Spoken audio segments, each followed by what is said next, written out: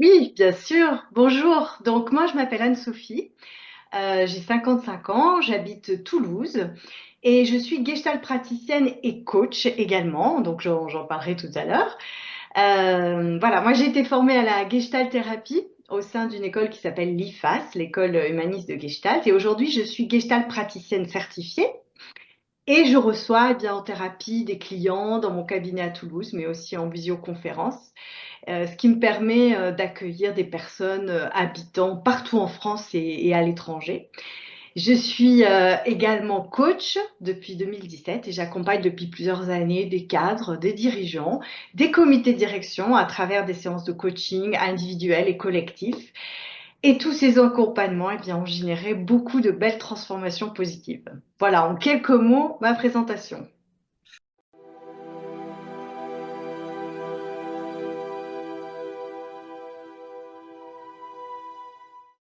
Alors moi, j'ai eu une longue carrière professionnelle dans un grand groupe international pendant presque 30 ans. J'ai occupé différents postes. J'ai été notamment cadre dirigeante pendant plusieurs années. J'ai encadré des équipes internationales dans des contextes compliqués, en continuelle transformation. J'ai vraiment adoré mon job pendant toutes ces années de carrière. Et puis, à un moment de ma vie, en fait, j'ai eu besoin de retrouver du sens, notamment celui d'accompagner des personnes à aller mieux, à se transformer, ce que j'avais moi-même fait en fait bien des années auparavant. Et en fait, mes postes de management ne suffisaient plus. J'avais envie vraiment d'aller plus loin. Et j'ai fait le grand pas. J'ai quitté un contexte sécurisant de l'entreprise, j'ai quitté le salariat pour une vie d'entrepreneuse. Ça a été un grand pas, mais quel bonheur.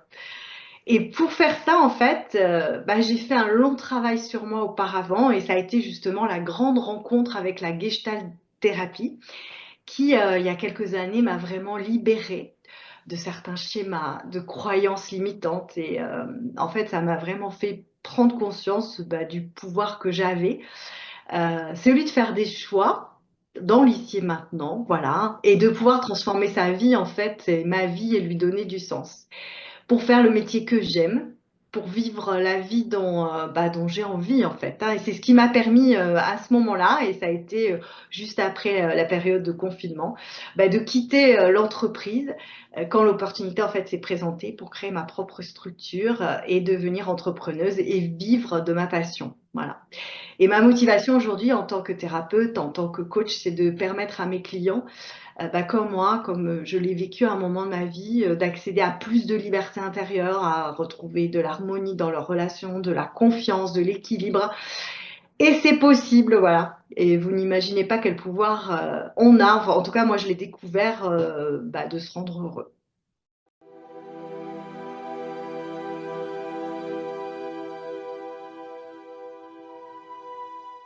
Alors la Gestalt, en fait, ça signifie forme en allemand. Voilà. Gestalten, plus précisément, ça signifie créer, ça signifie donner une forme à ce qui n'est pas encore défini, clarifier, vous voyez. Et le message de la Gestalt, en tout cas le message que la Gestalt veut faire passer, c'est que rien n'est jamais figé, fixé, fini. Voilà. Nous sommes en perpétuel mouvement. La vie, parce que la vie est mouvement, et il est toujours possible de se transformer. En fait, c'est un message, je trouve, extrêmement positif. Alors juste d'un point de vue contexte, mais c'est intéressant en fait. Elle a été fondée par l'allemand Frédéric Perls et sa femme Laura dans les années 50. Et elle a été surtout développée aux États-Unis. C'est pour ça qu'elle est un peu moins connue en France, mais c'est en train de se développer de plus en plus. C'était un élève de Freud en fait, Perls, et qui a fait évoluer en fait, voilà, ces concepts de thérapie. Et c'est vraiment une démarche d'évolution, de transformation qui passe par la connaissance de soi, par la prise de conscience de tous nos comportements, notamment relationnels. Donc, on va dire en fait, c'est une forme de psychothérapie hein, qu'on appelle humaniste, on va dire. Et en fait, elle a beaucoup de concepts, d'outils très puissants qui évidemment vont vous permettre, comme une thérapie, voilà, de vous connaître davantage, mais surtout, et en tout cas moi c'est ce qui m'est arrivé dans mon histoire, de prendre vraiment votre vie en main. Et c'est même plus, moi je trouve, qu'une approche thérapeutique parce qu'en fait, c'est vraiment un état d'esprit. Vous allez voir comment, en fait, c'est vraiment une manière d'être et d'aborder la vie au quotidien. Elle, je peux dire aussi, ouais, elle prend en compte et elle va vraiment travailler sur les émotions, le corps, et évidemment le mental aussi, mais énormément les émotions et le corps, et elle nous permet d'avoir une vision en fait très globale de nous-mêmes pour mieux se comprendre en fait. Pour finir, je vais dire que c'est une thérapie relationnelle également, parce que la relation, l'échange sont vraiment au cœur de la méthode et vraiment c'est soi avec son environnement. Voilà, si je pouvais la définir avec toutes ces données-là.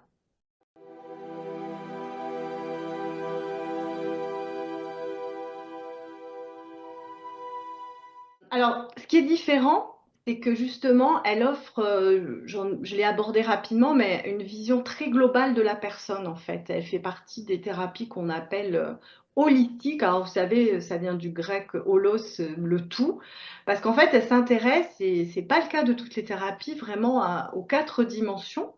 La dimension corporelle, la dimension émotionnelle, intellectuelle et aussi sociale. Voilà, sur ces quatre dimensions.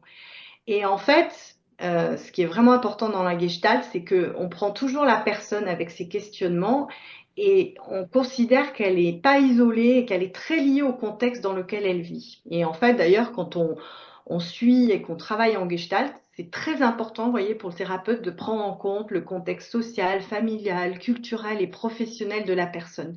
C'est parce que ça vient vraiment, ça rentre vraiment en compte justement dans cet accompagnement, ce qui n'est pas forcément le cas dans toutes les thérapies. Le deuxième aspect, et moi que j'aime beaucoup, c'est que vraiment le passé ne nous détermine pas. C'est-à-dire que la Gestalt, elle est très très liée, elle est très tournée vers le présent, vers le moment présent.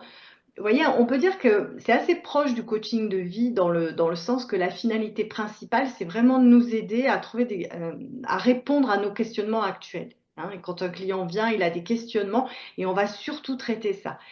L'idée, c'est que on va bien sûr utiliser le passé, parce que c'est pas du coaching, hein, j'en parlerai, on va utiliser le passé, mais on ne se fait pas utiliser par le passé. En fait, le passé, il est pris en compte. L'histoire de chacun, évidemment, va contribuer à la construction, hein, et en particulier toutes les expériences qu'on a vécues enfant, adolescent. Mais par rapport, si je prends par exemple la psychanalyse freudienne, et c'est justement pour ça que Freud s'est un petit peu dissocié, que Perls s'est un peu dissocié de Freud, c'est que la Gestalt ne fait pas du passé, vous voyez, un peu l'objet d'un intérêt archéologique en fait. On s'intéresse au passé dans la mesure où ça contribue à la résolution d'un problème, mais le passé, même s'il ne doit pas être occulté et nié, ne nous détermine pas. Voilà. Et on peut toujours changer les choses, on peut toujours se transformer maintenant et dans le moment présent.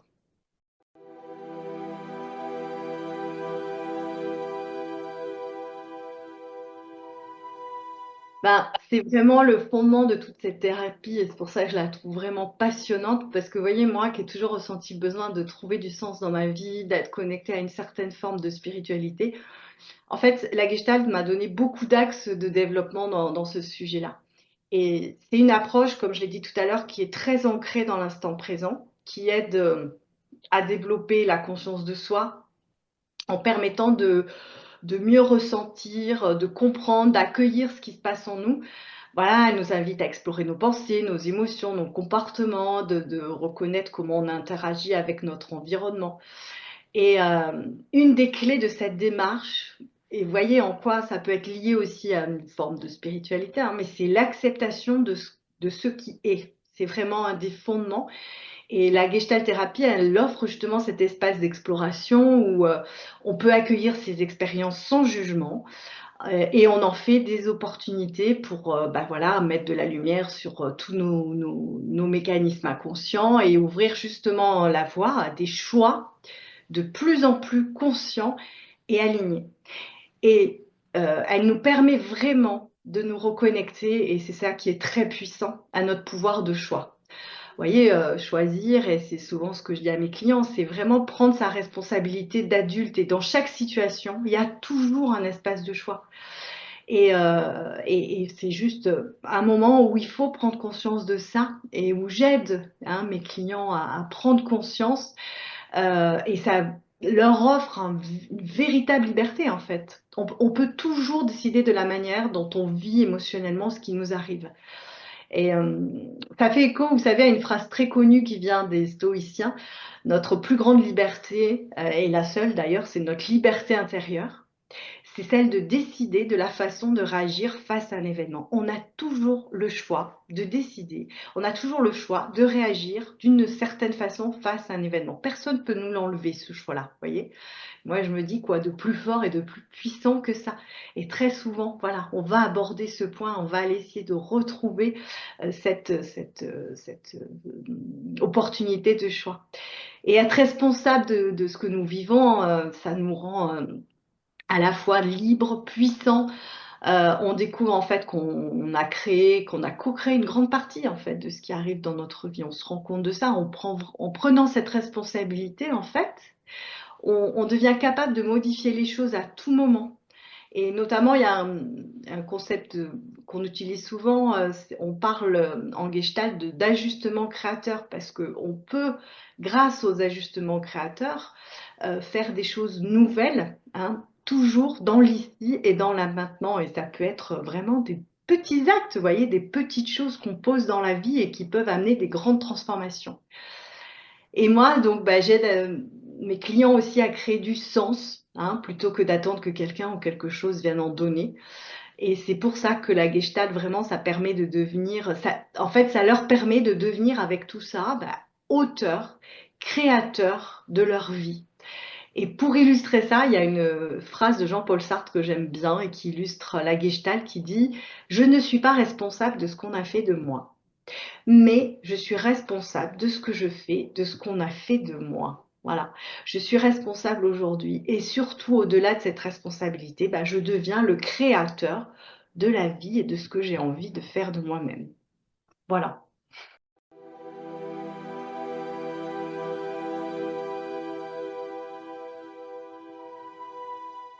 Bah, moi, j'aide vraiment toute personne de tout âge qui traverse des difficultés dans sa vie et qui a envie de changer, parce que je pense que c'est la base, c'est-à-dire quand on vient voir un thérapeute et surtout en Gestalt, c'est de se dire mais j'ai envie de changer, j'ai envie de transformer ma vie, j'ai envie de retrouver ma capacité de joie, de choix, pardon, et ma liberté intérieure finalement. Donc, ça peut être des personnes qui aujourd'hui ont perdu, par exemple, vous voyez, le sens de leur travail, de leur vie, qui, comme moi, ont envie de se reconvertir vers un métier passion, de se reconnecter à plus de sens dans leur vie, à plus de spiritualité, par exemple.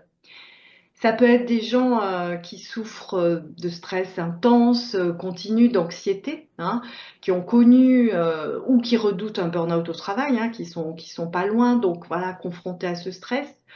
Ça peut être des personnes qui rencontrent des problèmes d'équilibre entre vie privée, entre vie professionnelle, vous voyez, dans ce cadre-là. Des personnes qui vivent des relations familiales dysfonctionnelles, qui sont confrontées à un divorce, vous voyez, des personnes qui ressentent beaucoup de culpabilité, par exemple, par rapport à un divorce. Des personnes qui ont une mauvaise estime d'eux, des problèmes de légitimité, que ce soit au travail ou même dans le cas de leurs relations, qui vivent beaucoup d'échecs, par exemple, qui ont ce sentiment, vous voyez, de vivre beaucoup d'échecs, ou des personnes aussi, voilà, j'en accompagne quelques-uns, qui ressentent un sentiment d'abandon, qui ont du mal à s'attacher, à se détacher, voilà. Donc, je donne quelques exemples, mais toutes finalement ces problématiques qui sont très compliquées à passer dans sa vie. Et voilà, et donc j'accueille toutes ces personnes. Donc la façon dont ça se passe, ce sont des séances individuelles, à peu près de 45 minutes. De 45 minutes, c'est en présentiel, donc soit parce que je suis à Toulouse, dans mon cabinet à Toulouse, mais aussi en visio. Et là, j'accompagne des gens partout en France, j'en ai même à l'étranger.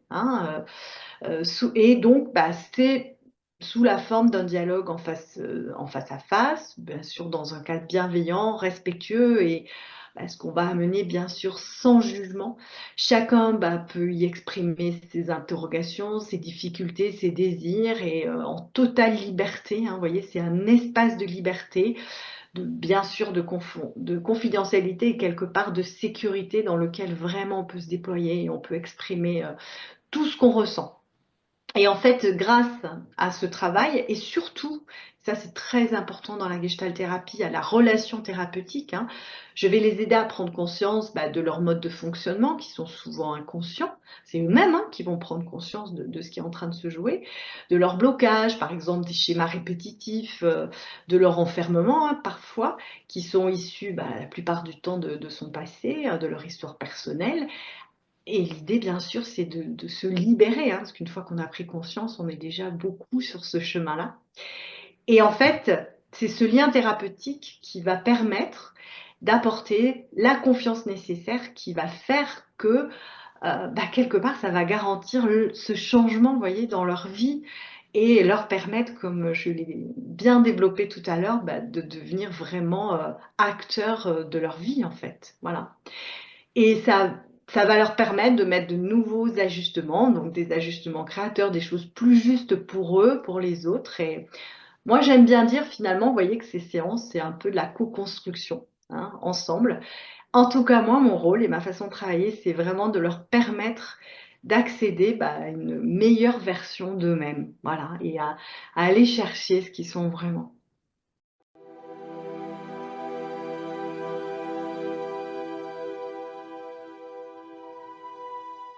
C'est vraiment un processus, la gestalt, en fait, C'est-à-dire qu'il y a bien sûr une première séance qui va être très importante, où on va apprendre à se connaître, on va être dans cette relation-là.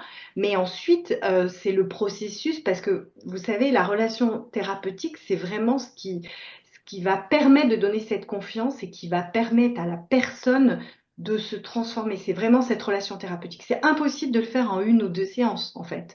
La relation thérapeutique, elle naît, je vous assure, on la voit naître et vivre, et le jour, et au moment où il y a cette confiance, on parle même d'alliance, vous voyez, entre le thérapeute et son client, c'est là que peut se passer la transformation, c'est là où peut se passer la réparation entre du client grâce à cette relation thérapeutique. Donc non, c'est un processus dans lequel on s'engage pour un certain nombre de séances.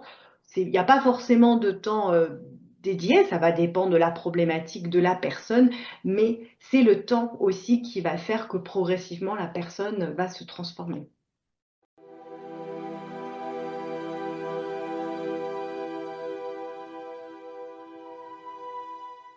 Alors, moi j'aime bien un exemple marquant qui est assez récent. C'est une transformation très positive. En fait, c'est une de mes clientes, Émilie, que je vais appeler Émilie, on va dire, que j'accompagne dans le cadre donc d'une thérapie Gestalt, et qui est venue me voir pour une blessure d'abandon, en fait. Euh, c'est une blessure. Alors, elle est arrivée, voilà, en m'expliquant que ça venait de son enfance, donc il y avait déjà une certaine conscience. En tout cas, elle m'a beaucoup parlé d'un manque de soutien, d'attention de son entourage à l'époque quand elle était enfant. Mais en tout cas, c'est ce qu'elle percevait, bien sûr, parce que moi, je vois les choses à travers ce que mes clients amènent, bien sûr.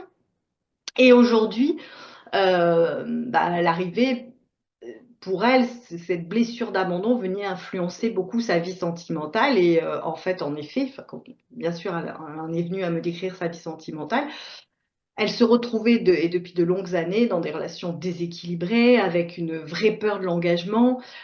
Donc, qui l'a poussée soit à éviter ou à fuir une relation avec quelqu'un qui lui plaisait vraiment, par exemple, soit à s'attacher à des hommes, à des personnes vraiment qu'elle n'aimait pas, juste pour ne pas risquer d'être quittée. Voilà. Et évidemment, ces relations ne fonctionnaient pas, donc elle était dans cette espèce de schéma répétitif dont elle ne se sortait pas, avec des ruptures successives, des enfants aussi au milieu de tout ça, et ça la rendait de plus en plus amère, méfiante, et elle avait l'impression qu'elle ne s'en sortirait jamais, en fait, donc elle avait décidé de se faire accompagner. Et en fait, lors de nos séances, on a vraiment commencé par identifier tous ces schémas relationnels répétitifs. Bien sûr, on a regardé l'origine, vous voyez, puis elle a pris progressivement conscience, et vous voyez, c'est là où le temps est important, le fait petit à petit, parce que ça vient pas d'un coup, même si parfois il y a des grandes prises de conscience dans une séance, hein, mais c'est pas l'histoire d'une séance, bien sûr. Et petit à petit, elle a pris conscience de la manière dont cette blessure, en fait, ça l'empêchait d'abord de faire de vrais choix en cohérence avec ce qu'elle désirait elle profondément. Et ensuite, on a travaillé sur son sentiment de sécurité intérieure. On est allé bien sûr dans ce qu'elle avait ressenti enfant, on en a parlé longuement, et bah, petit à petit, il y a quelque chose en elle qui s'est réparé. Cette blessure qui s'est réparée grâce justement au cadre sécurisant dans lequel elle a pu s'exprimer, et bien sûr grâce à la relation thérapeutique. Et qui a pris son temps hein, pour qu'il y ait cette confiance et qu'elle puisse justement réparer cette blessure. Et vous voyez, petit à petit, elle a développé des nouvelles capacités. Moi, je l'ai vu au fur et à mesure de ses séances. Hein. Elle arrivait à s'exprimer de manière authentique. Elle parlait de ses besoins, de ses émotions, alors qu'au début, elle en était absolument incapable. Et puis, bah, elle s'est vue capable de s'attacher plus sereinement. Elle avait plus peur, en tout cas beaucoup moins peur.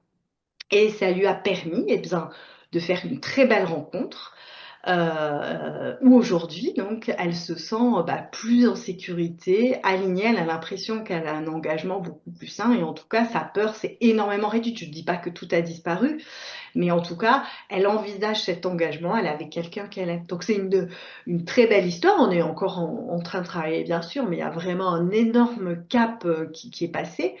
Et voyez ce sentiment ou cette blessure d'abandon, en fait, elle naît le plus souvent dans l'enfance, bien sûr, et elle est liée au premier enjeu, et ça on en a beaucoup parlé, hein, c'est un premier enjeu important que traverse un enfant au tout début de son développement, on appelle ça l'enjeu d'attachement. Et en fait, parfois, sous des facteurs de risque, cet enjeu ne se métabolise pas complètement, et ça l'empêche, devenu adulte, bah, d'éprouver, vous savez, ce sentiment de sécurité intérieure dans lequel on arrive à créer, à nouer des relations harmonieuses hein, avec l'autre. Voilà. Donc cette transformation, pour moi, elle illustre parfaitement la puissance de ce travail thérapeutique, de la magie de cette relation thérapeutique, qui est basée sur la Gestalt, bien sûr, pour surmonter des blessures profondes et retrouver dans le moment présent bah, une vie relationnelle beaucoup plus riche.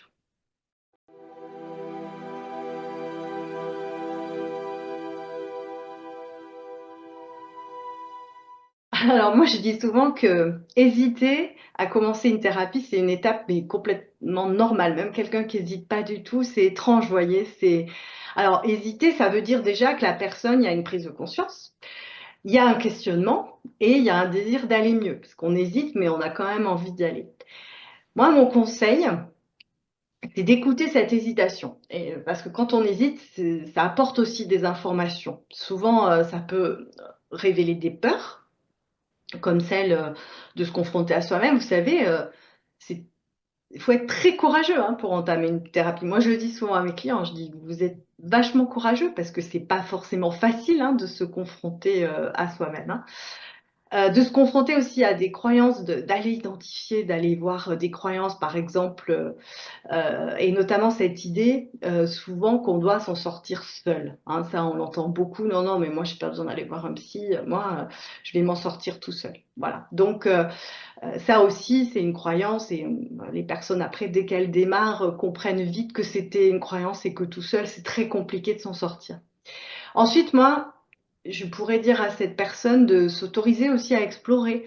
Une thérapie, c'est un engagement avec soi-même, mais c'est pas définitif, hein, dans le sens où c'est plus un espace d'expérimentation où la personne va trouver beaucoup de bienveillance, d'accueil, de non-jugement. Et bah, toutes les personnes, vous pouvez commencer par une ou deux séances pour voir si cela évidemment vous convient. Et surtout, si vous êtes à l'aise et en confiance dans la relation avec le thérapeute, hein, parce que vous l'avez compris, c'est au centre du travail et de son développement. Hein. Dans la Gestalt notamment, la relation thérapeutique, elle est vraiment au centre du travail. Donc cette relation, elle doit être là. On doit être à l'aise avec son thérapeute, on doit avoir envie, on doit avoir confiance. Donc, bien entendu que commencer par une ou des séances, ben, ça permet de voir comment on se sent. Et j'ai envie de vous dire aussi, pour ceux qui hésitent, ben, vous n'avez pas besoin d'avoir tout compris, de savoir exactement ce que vous cherchez. Parfois, c'est flou. Vous allez être vraiment accompagné par le thérapeute. Et puis après, bah, petit à petit, le chemin se construit en marchant pas à pas. Et ça peut être un long chemin, Un chemin moyen, ça va dépendre, mais en tout cas, c'est progressif et vous êtes accompagné.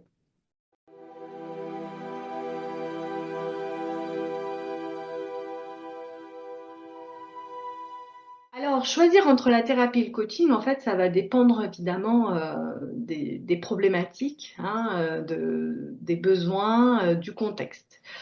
En fait, le coaching, ça permet d'atteindre des objectifs professionnels, personnels, en vous mettant en action. Vous voyez, si vous hésitez. En fait, le coaching, ça va identifier les obstacles, vous permettre de développer des stratégies pour les surmonter. Donc, effectivement, si vous cherchez à résoudre des problèmes actuels, à travailler sur votre potentiel, votre leadership ou des choses un petit peu plus professionnelles, le coaching peut être vraiment la meilleure option. Mais bien sûr, le champ d'action du coaching est limité parce qu'il ne permet pas une exploration très approfondie des schémas émotionnels. On parle d'émotions dans le coaching, bien entendu, mais on ne va pas aller chercher le pourquoi, on ne va pas aller chercher l'origine, hein. Pareil pour les croyances, hein, on va les identifier, mais on va pas aller chercher à quoi elles sont accrochées, hein. On va pas visiter les expériences passées, on n'a pas le droit dans le coaching, hein.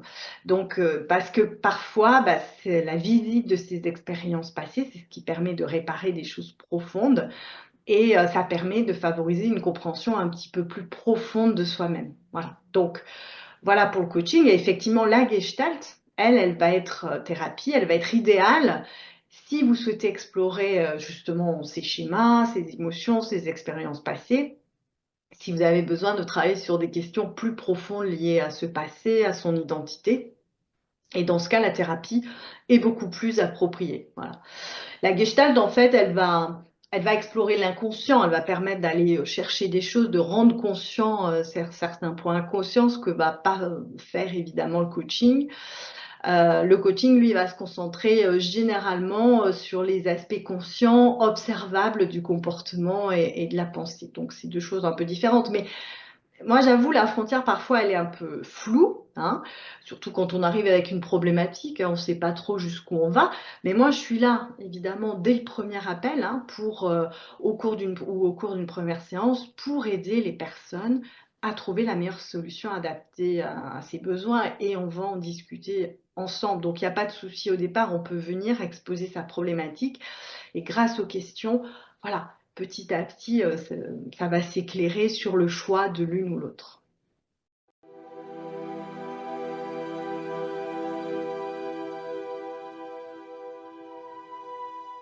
Bien sûr. Alors là, donc dans un monde un peu plus d'entreprise, effectivement, j'accompagne, mais vous allez voir qu'il y a des choses liées quand même.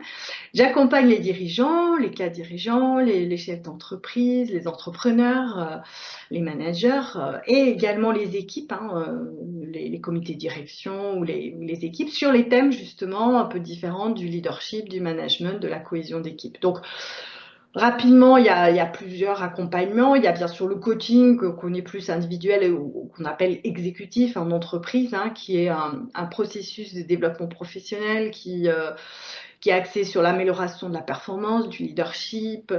Il va aider les personnes à atteindre leurs objectifs professionnels. Donc là, on signe vraiment une convention de coaching. On met en place des objectifs très, très clairs. Et on va donc aider les personnes à atteindre ces objectifs professionnels, à développer des compétences en leadership, à résoudre des problèmes, hein, moi aussi. Ça peut être dans les objectifs liés au travail, hein, avec une idée de maximiser le potentiel des personnes. Ensuite, il y a le coaching d'équipe, hein, qui est une approche stratégique, notamment pour les comités de direction. Alors là, qui va renforcer la performance collective, l'efficacité d'un comité de direction, par exemple, d'une entreprise, où on va permettre l'alignement stratégique, la cohésion d'équipe, le développement du leadership aussi, et améliorer, par exemple, dans une équipe, la prise de décision. Donc, il y a plein de thèmes possibles. Et alors, moi, ce qui me différencie un peu des autres coachs, hein, évidemment, dans cette dimension, et grâce à ma double, on va dire, compétence, c'est que j'utilise aussi souvent des notions de gestalt dans mon accompagnement.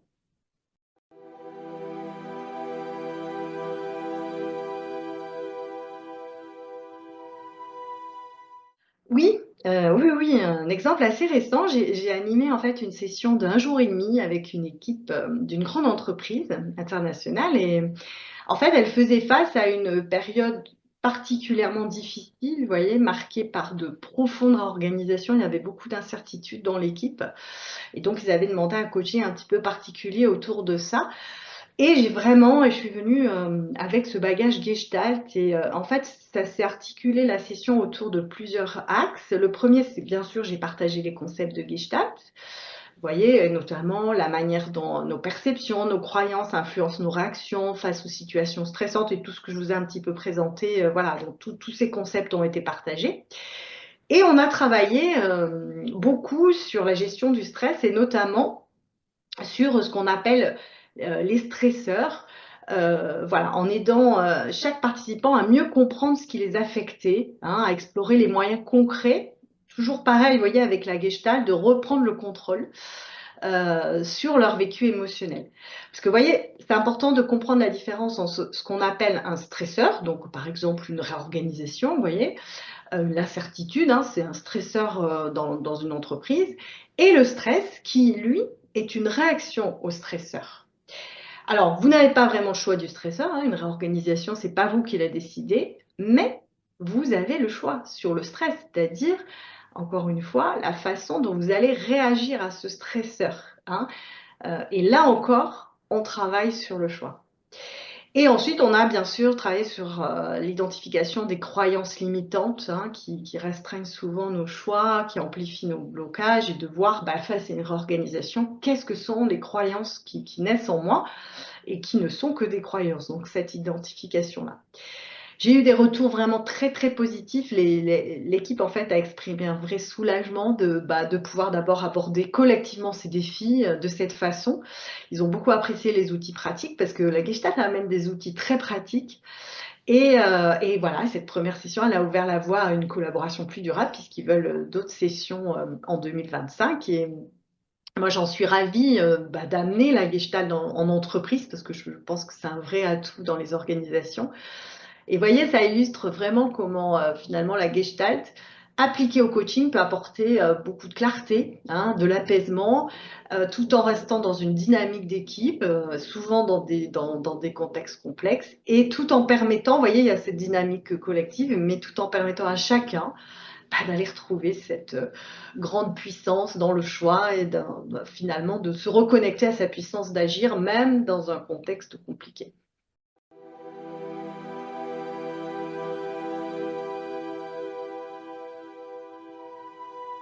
Absolument. Et j'en ai fait tout à fait plusieurs en distanciel, bah, grâce aux outils maintenant super puissants de Zoom. Moi, j'utilise beaucoup aussi des plateformes digitales dans lesquelles les personnes peuvent intervenir. On fait des groupes, des sous-groupes et exactement, j'interviens vraiment, et c'est une bonne question parce que j'interviens sur les deux. Alors bien sûr, souvent dans les coachings d'équipe, vous voyez, ce qui va compter, c'est les gens sont contents de se retrouver, donc c'est très souvent en présentiel. Mais parfois, vous voyez, il peut y avoir, et notamment, c'est marrant ce que vous me demandez, parce que justement pour la société en question, je pense que je vais en faire une petite session de révision un peu en digital, vous voyez, peut-être pour le mois de janvier ou février. Donc, c'est complètement complémentaire. Et justement, bah, pour des équipes qui sont dispatchées, vous voyez, pas dans le même pays, pas dans la même ville, ça fonctionne tout à fait de la même façon.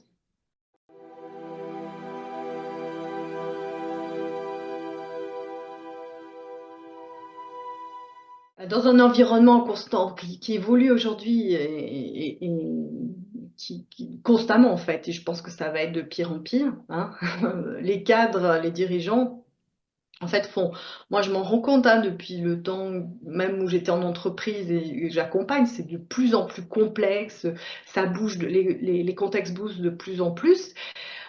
Et ces contextes, ça exige énormément et beaucoup plus de choses, notamment de la part des managers, de la clarté, de l'adaptabilité et surtout de la collaboration, de l'intelligence collective. Hein, et le coaching, en fait, qu'il soit individuel ou collectif, ça offre vraiment une opportunité d'accompagner ces transformations en profondeur parce que vous pouvez en plus vraiment les mettre en complémentaire sur de l'individuel et du collectif. Et les retours très positifs que j'ai des entreprises, c'est justement quand on arrive à faire les deux.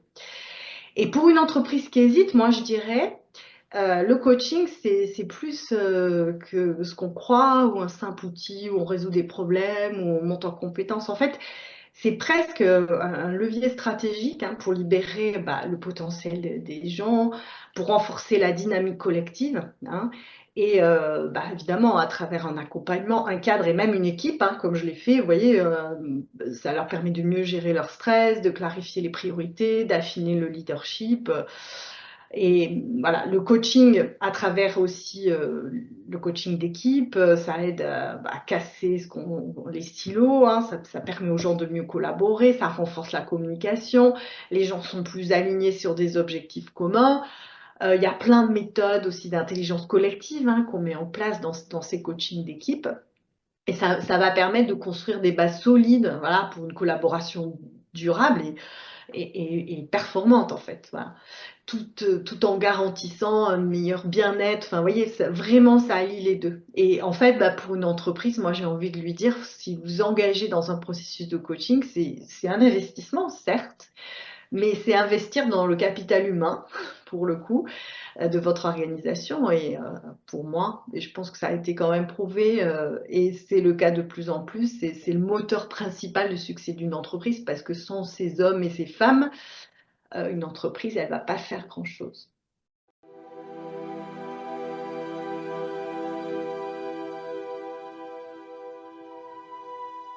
Donc, premier rendez-vous, le mieux, c'est de me contacter par téléphone, email, SMS, WhatsApp ou par mail. Les coordonnées s'affichent là. On convient d'un premier rendez-vous téléphonique, hein, qui est toujours offert, bien entendu. On échange sur les besoins, etc. Et puis ensuite, on définit ensemble, que ce soit pour un particulier, une entreprise, un prochain rendez-vous dans lequel on avance. Et pour, bien sûr, la Gestalt thérapie, une première séance. Et j'ai aussi un site internet, donc n'hésitez pas si vous voulez plus d'informations. Pareil, vous allez, les coordonnées et le site va s'afficher ici. Donc surtout, n'hésitez pas, il n'y a aucun risque et c'est l'occasion pour vous de discuter de vos problématiques et puis peut-être de partir sur une super aventure.